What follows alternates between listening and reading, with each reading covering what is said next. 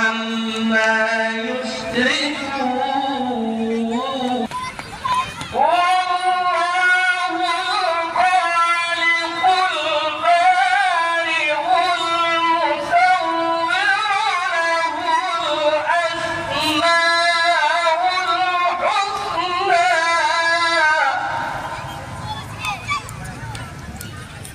يسبح له ما في السماوات والأرض وهو العزيز الحكيم صدق الله العظيم.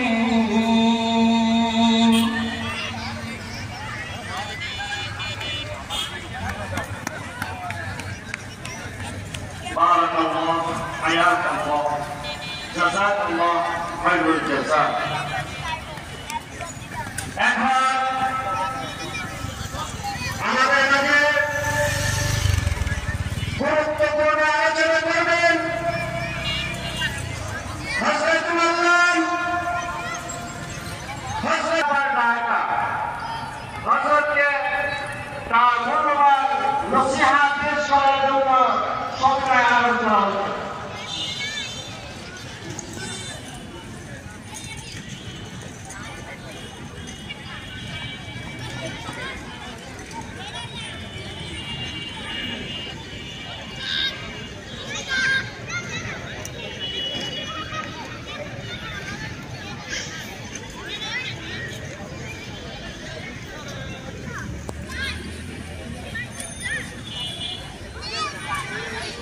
الحمد لله نحمده ونستعينه ونستغفره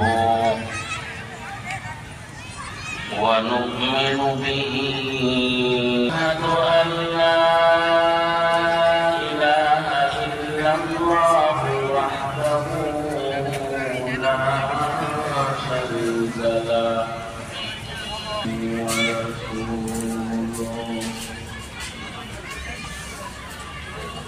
الذي أرسله الله تعالى بالحق وداعيا إلى الله بإذنه.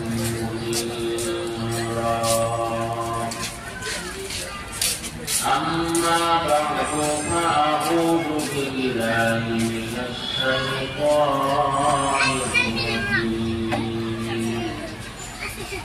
بسم الله الرحمن رزقناهم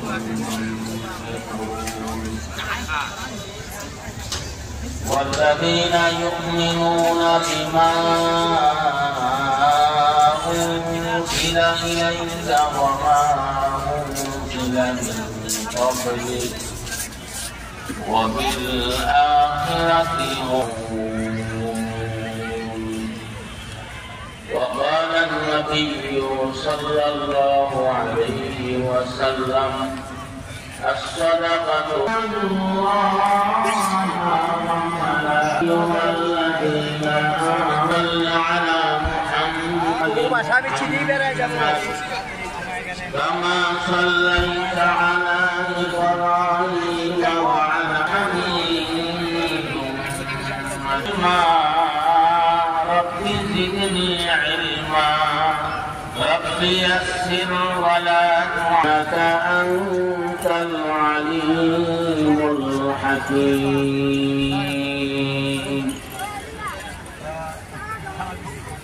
জামিয়া আরবিয়া শামসুল উলুম হাফেজাল মাদ্রাসার উদ্যোগে আয়োজিত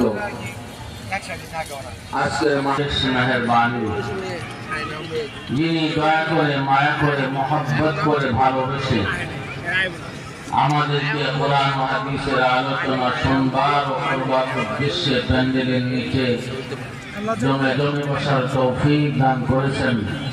আল্লাহ পাকের দরবারে শুকরিয়া আদায় করি, আলহামদুলিল্লাহ। আমার বাপ পাশে আপনার দাঁড়িয়ে আছেন কেন? অনেক লোক প্যান্ডেলের নিচে জমে জমে বসে মনোযোগ সহকারে কথা শোনার মুসল্লির সংখ্যা খুবই কম। এই মাঠে মাঠের আশপাশে আমরা যারা বসে আছি তাদের সংখ্যা আমাদের তুলনায় কম। তারা যেন বসতে পারেনি আর আমরা যেন বসতে পারলাম, এই বিষয়টাও তো জানা থাকতো।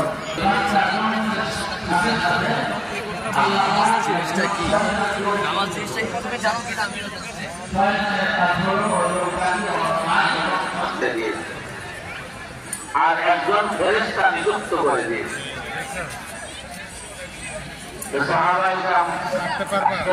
অবাক হলাম, নবীজি এবার সাহাবীদেরকে আশ্বস্ত করলেন। নবীজি বললেন, শোনো, আসলামা, আমার জন্মের সময় আল্লাহ পাক ওই শয়তানকে নিযুক্ত করে দিয়েছিলেন, ওই শয়তানটা কিন্তু মুসলমান হয়ে গেছে। নবীর জন্মের সময় আল্লাহ পাক ওই শয়তান নিযুক্ত করে দিয়েছিলেন, ওই শয়তানটা নবীর সহবতে, নবীর সংস্পর্শে থেকে ওটা মুসলমান হয়ে গেছে। এখন আমার প্রশ্ন হলো, আমাদের জন্মের সময় তো আল্লাহ পাক এই কাজটা করছেন, তাহলে আমার জন্মের সময় শয়তানটাকে মুসলমান হয়েছে।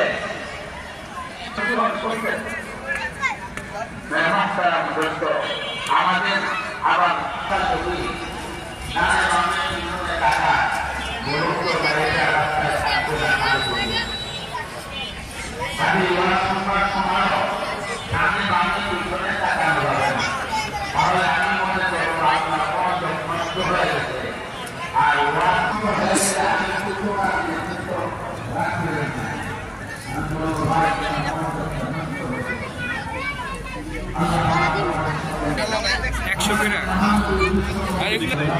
আপনার গুলা খারাপ না মোটামুটি।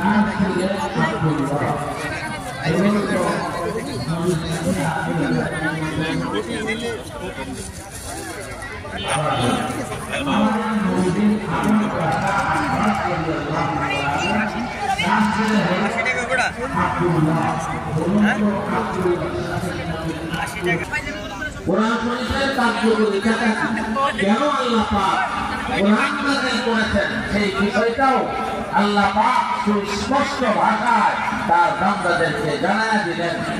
পথ প্রদর্শন করে রাস্তা দেখায়া দেখায়া জান্নাতের গেট পর্যন্ত নিয়ে কোরআন বলবে, ও আল্লাহ পাকের বান্দা, তুমি আমার দিক নির্দেশনা অনুসারে চলেছো, তোমাকে নিয়ে এসেছি জান্নাতের সামনে, এই তো তোমার ঠিকানা, স্থায়ী ঠিকানা জান্নাত, এবার প্রবেশ করো জান্নাতের ভিতরে। কোরআন শরীফ পথ প্রদর্শন, রাস্তা দেখা। এই বিষয়টা বোঝাবার জন্য আমি একটা উদাহরণ আপনাদের সামনে পেশ করছি, আমার বাস্তব জীবনের উদাহরণ। আজ থেকে প্রায় 15 বছর আগে আমি মানিকগঞ্জ জেলার একটা থানা আছে, হরিরামপুর থানা, ওই থানায় ওয়াজ করতে গেছি। আমাদের সাথে কোনো রাহবার ছিল না, পথ প্রদর্শন করবে, রাস্তা দেখায়া দেখায়া মাহফিল পর্যন্ত নিয়ে যাবেন, এমন কোন লোক আমাদের সাথে ছিল না। মানিকগঞ্জ জেলা শহরে গিয়ে মাগরিবের সময় হয়ে গেছে, ওখানে নামাজ পড়লাম। এরপরে আলিশার দিকে কত দূর যাওয়ার পর বাম পাশ দিয়ে রাস্তা ঢুকছে হরিরামপুরে, ওখান দিয়ে যেতেছিলাম। কত দূর যাওয়ার পরে দেখি একটা 3 রাস্তার মোড়। এবার কোন রাস্তা দিয়ে হরিরামপুর যাব এটা চিনি না, আমাদের সাথে পথ প্রদর্শক নাই, লোকজনও নাই, তাকে জিজ্ঞেস করব। ড্রাইভার সাহেব বললেন, হুজুর সম্ভবত বামের রাস্তায় হরিরামপুরের রাস্তা, রাস্তাটা যেহেতু প্রশস্ত দেখা যায়, ঠিক আছে চলো। প্রায় 4-5 কিলোমিটার, 6 কিলোমিটার পর্যন্ত আনুমানিক কম বেশি হইতে পারে। চললাম, হঠাৎ করে দেখি এক বুড়া বাবাজি প্রস্রাব করতে বসেছে। গ্রামের মানুষ আগেই ঘুমায় পড়ছে। তা আমি ড্রাইভার সাহেবকে বললাম, গাড়ি থামাও, জিজ্ঞেস করে নেই রাস্তা ঠিক আছে কিনা।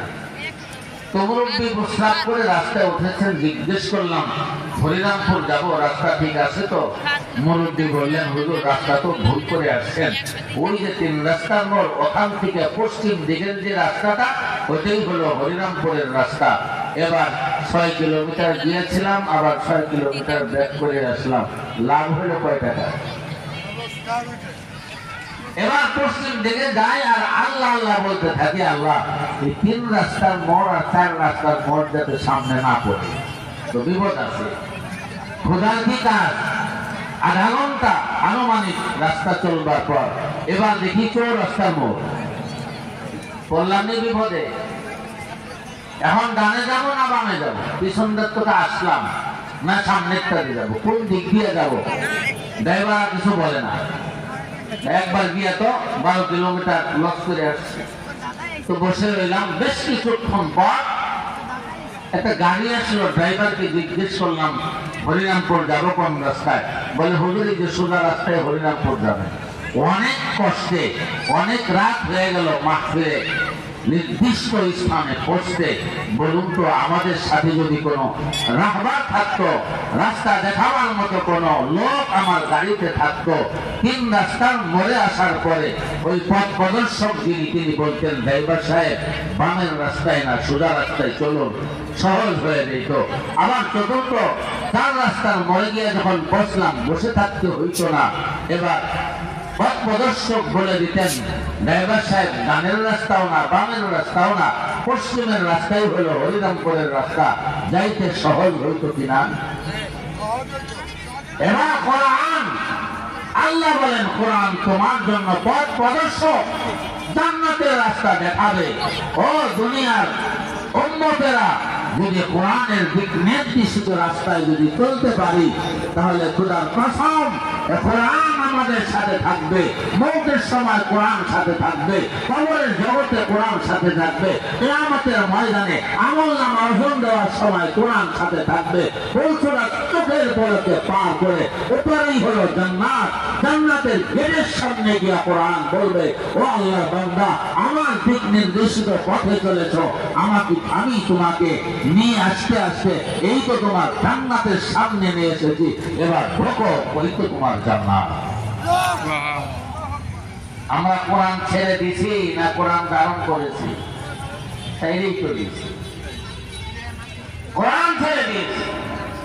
অত্যন্ত দুঃখ পরিতাপের বিষয়, কোরআন ছেড়ে দিয়েছি। জান্নাতি মানুষ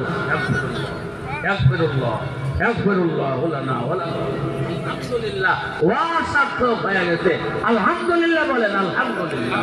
ও যুবক বাবাজিরা, সবাই পাক্কা নিয়ত করো, মুসলমান হয়েছি, হাত উঠাইছি জান্নাতে যাওয়ার জন্য, আর কোনদিন নামাজ ছাড়বো না, নামাজ ছাড়বো না, নামাজ ছাড়বো না। আমার মহানবী সাল্লাল্লাহু আলাইহি ওয়াসাল্লামের সর্বশেষ কথা, হযরত আয়েশা বলেন নবীজি যেই দিন ইন্তেকাল করবেন, আমার রানের উপরে মাথা রাইখা নবী শুয়ে আছেন, উপর দিয়ে চাদর দিয়ে ঢাকা ছিল। হঠাৎ করে দেখি নবীর মাথার উপর থেকে চাদর উঠালেন, আকাশের দিকে তাকাইলেন আর বললেন আসসালাত আসসালাত আসসালাত আল্লাহুম্মা রাফিকাল আলা। নবী বুঝাইলেন, ও আখির জামান পর্যন্ত উম্মতেরা, ও আমার উম্মতেরা, শোনো শোনো, নামাজ ছাড়বা না, নামাজ ছাড়বা না, নামাজ ছাড়বা না। আমি নবী মুহাম্মদ আমার পরম বন্ধু আল্লাহর সাথে সাক্ষাৎ করতে চলে গেল। এই জন্য আমার বাবাজিরা, নামাজ ছাড়বা না, নামাজ ছাড়বা না। আল্লাহ নিজেই বলেন জান্নাতে যাইতে, জান্নাতে যারা যাইবে, জান্নাতে যাইতে যাদের ইচ্ছা তারা 6 কাজ অবশ্যই করবে, একটাও ছাড়বে না। 1 নম্বর গায়েব বিশ্বাস করা, 2 নম্বর নামাজ পড়া। রাজি আছি তো? রাজি আছি তো?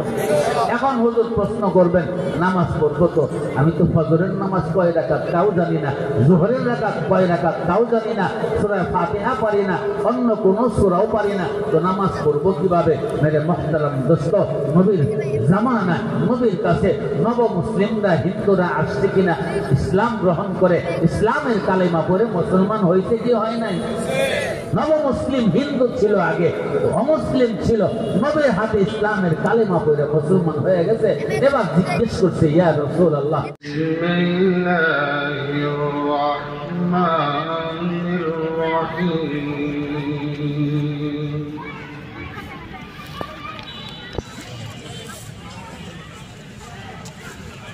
ولا تسبوا الذين يدعون من دون الله فيسبوا الله عدوا بغير علم آمنت بالله صدق الله مولانا العظيم وبلغنا رسوله النبي الكريم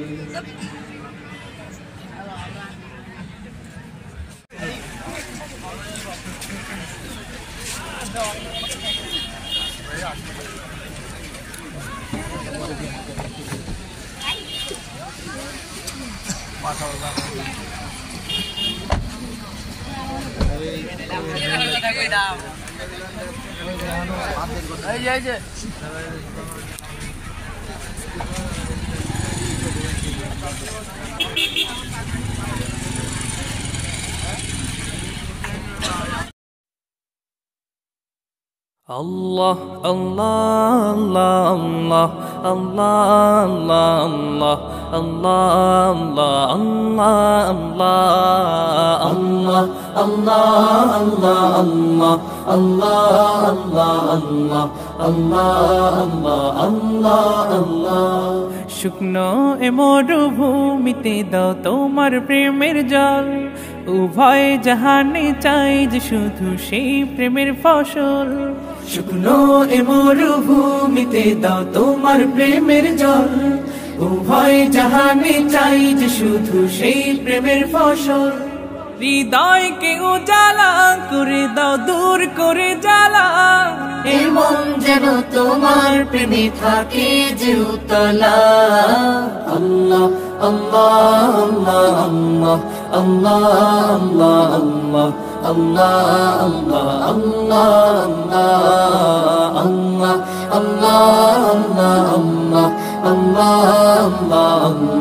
আল্লাহ আল্লাহ প্রতিটি হৃদয়ে বাজে একটি নামের সুর সেই সুরেরই তরঙ্গে মন যায় ছুটে বহুদূর প্রতিটি হৃদয়ে বাজে একটি নামের সুর সেই সুরেরই তরঙ্গে মন যায় ছুটে বহুদূর ঘুমন্ত হৃদয়ে মোবারক স্রোত যায় বয়ে ভালোবাসার পরম সুখে মুখে উঠে আল্লাহ আল্লাহ আল্লাহ আল্লাহ আল্লাহ আল্লাহ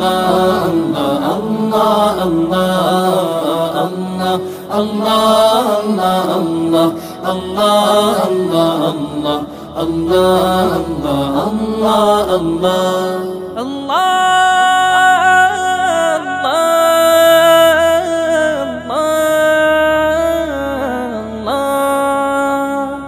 যে দিলে আছে প্রেম সে দিল শুধু তোমার তোমার প্রেমের সুধা পেতে থাকে যে বেকারার যে দিলে আছে প্রেম সে দিল শুধু তোমার তোমার প্রেমের সুধা পেতে থাকে যে বেকারার তুমি ছাড়া মুমিন হৃদয় শুধু মরুধুধু এই গলেতে দাও পরিয়ে তোমার প্রেমের মালা আল্লাহ আল্লাহ আল্লাহ আল্লাহ আল্লাহ আল্লাহ আল্লাহ আল্লাহ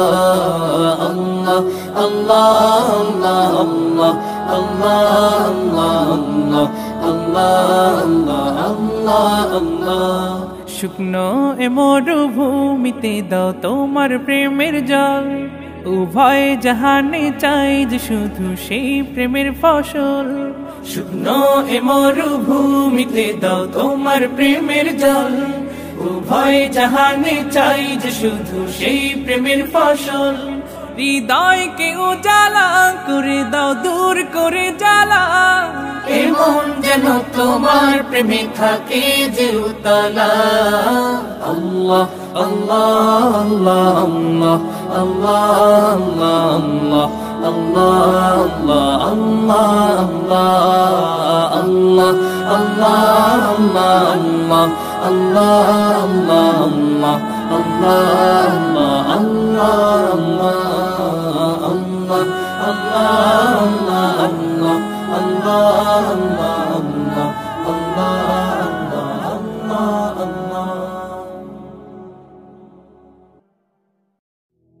ডেকে নেবে যেদিন আমারে তোমার প্রিয় করে নিও, হায়াতের দিন ফুরালে খাতেমাই মান মোরে দিও, খাতেমাই মান মোরে দিও।